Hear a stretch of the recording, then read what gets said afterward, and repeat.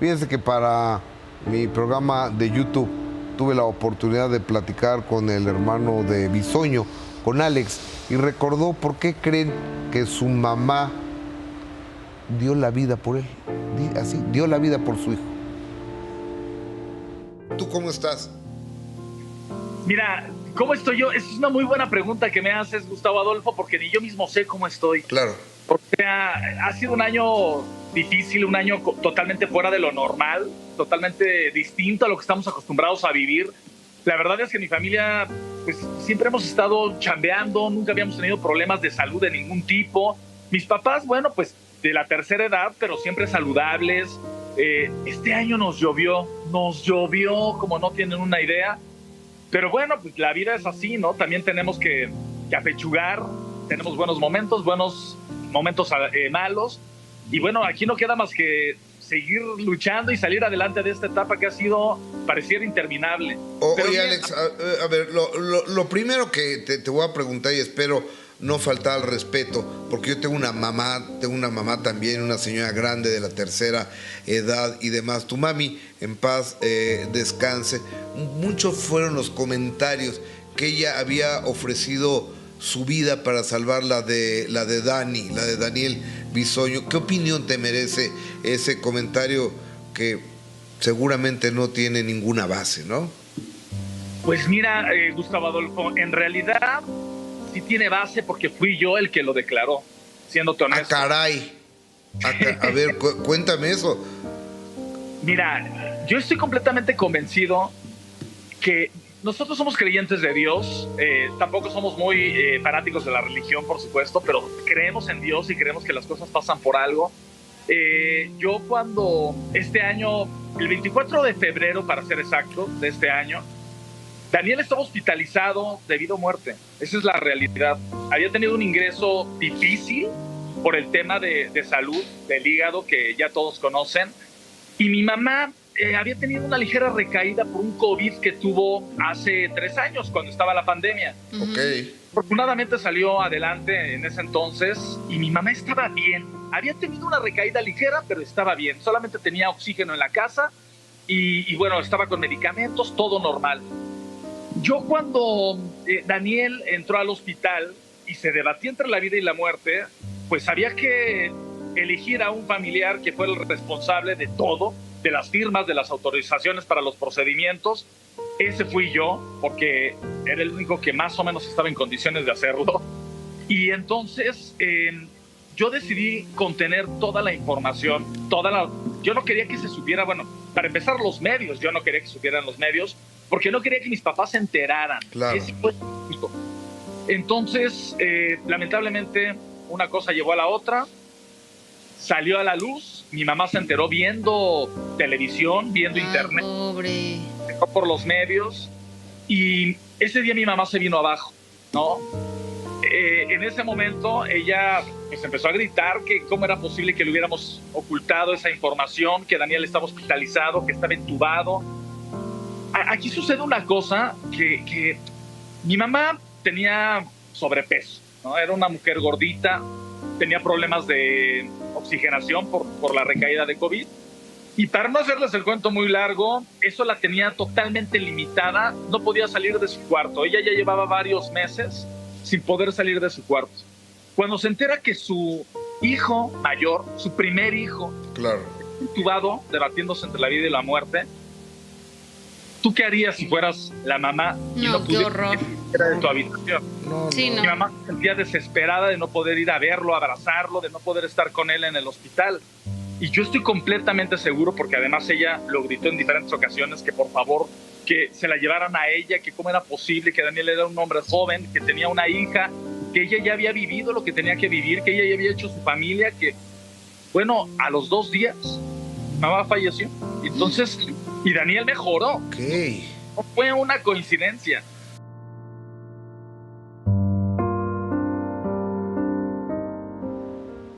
Una coincidencia, dice Alex Bisoño, o diosidencia. Claro. No lo sé. Y el verdadero doy la vida por ti, el amor incondicional de los padres. Ese es tal cual. Y lo dice Alejandro, que lo escuchó decir, o sea, no es una interpretación, no es algo que él crea, fueron las palabras de su propia madre. Entonces, ahí que no ponemos en duda en ningún momento. Exactamente. Y eso no fue todo, porque le pregunté a Alex Bisoño cómo fue el momento en que Daniel despierta del estado de coma y le tienen que dar la noticia de que su mamá había muerto y él en estado de coma.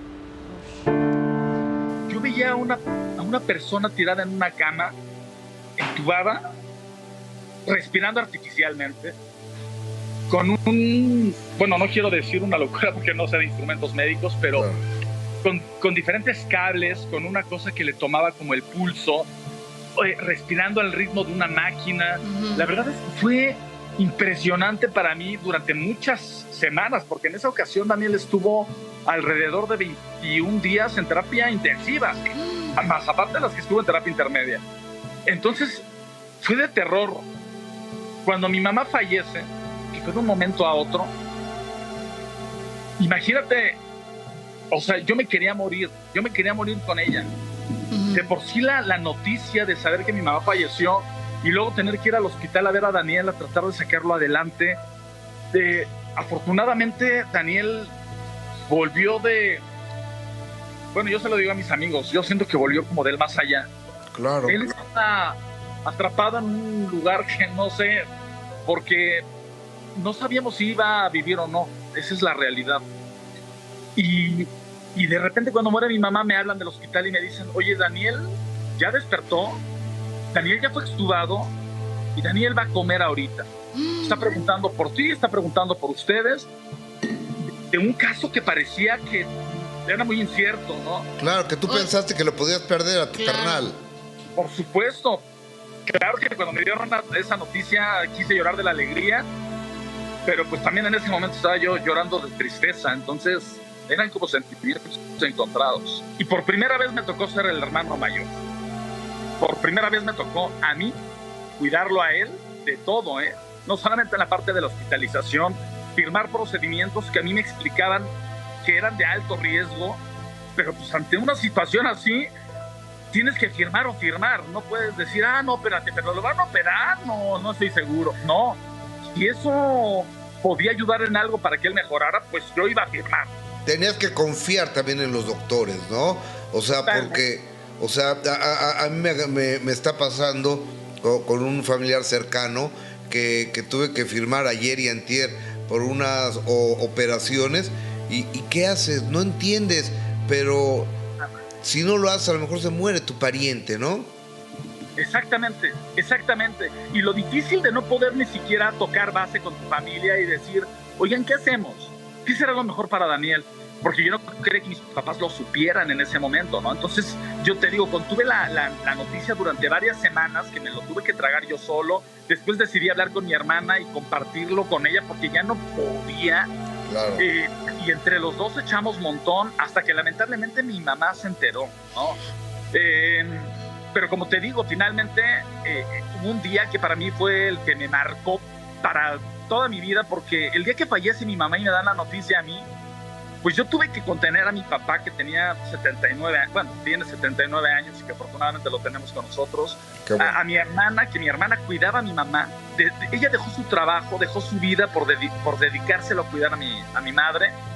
Y ella estaba derrumbada. Y Daniel, que era el hermano que nos cuidaba, pues él era el que se estaba debatiendo entre la vida y la muerte. Entonces, tuve que tomar yo decisiones en ese momento que nunca pasaron por mi cabeza, como si iba a cremar a mi mamá o la iba a enterrar. ¿Cuándo pensé en eso? Nunca toqué base con ella, nunca fue un tema familiar. Y tuve que tomar muchas decisiones. Correr de un hospital al otro, ir a reconocer el cuerpo y a las 2 horas tener que estar con Daniel y ponerle cara de que todos estamos felices porque él estaba regresando a la vida. Yo estaba en una llamada telefónica con mi hermana y entró una llamada del hospital, una llamada que yo no quería recibir, porque a mí me dijeron en el hospital que en cualquier momento podía irse abajo mi mamá y que de ser así me iban a llamar. Y cuando yo vi que la llamada entró a mi celular, obviamente me imaginé lo peor. Claro. Le colgué a mi hermana, le dije, te marco en 2 minutos. No le dije que me estaban hablando del hospital. Y cuando me dieron la noticia, bueno, el mundo se me derrumbó. Pero igual tuve que limpiarme las lágrimas y correr a casa de mis papás. No lo quise hacer evidentemente vía telefónica, porque ya por sí le estábamos pasando muy mal con lo de Daniel y todo. Entonces corrí a casa de mis papás y se los dije. Y luego, bueno, después de eso, darle la noticia a Daniel, que eso era lo peor para mí. Yo no quería que ese momento llegara porque Daniel había estado muy delicado. Entonces yo no quería que Daniel supiera hasta que él no estuviera lo suficientemente fuerte. ¿Y cuánto tiempo después se lo dijiste? De que falleció mi mamá, pasó una semana que estuvo él en terapia intensiva, porque te digo, finalmente ya había despertado, ya estaba mejorando y yo no quería detener ese avance. Yo sabía que le daba la noticia a Daniel se iba a morir, ¿sí? Porque además mi mamá, bueno, Daniel siempre fue la adoración de mi mamá porque fue el primer hijo, fue el primer nieto y Daniel siempre vivió para mis papás, siempre ha vivido para mis papás. Entonces ellos tienen hasta la fecha, estoy seguro, una conexión muy fuerte y yo no quería derrumbar a Daniel. Entonces igual lo contuve hasta que pude, porque todos los días, todas las visitas, Daniel me preguntaba por mi mamá.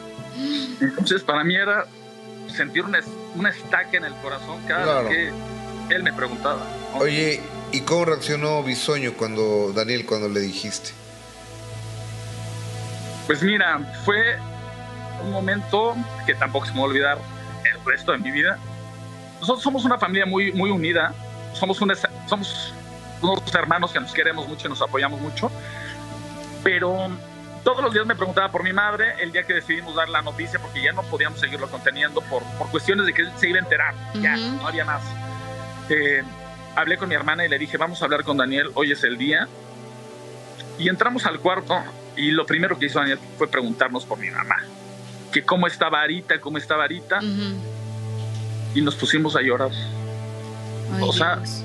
No hubieron palabras para decírselo, pero el buen entendedor... Lo entendió, claro, por supuesto. Híjoles, que... Llorar con nosotros, nos abrazamos y lloramos durante un rato, y luego ya nos preguntó qué es lo que había pasado, y tal cual le dijimos, mira, mi mamá ya no está aquí, pero tú sí, entonces ahora hay que luchar por ti.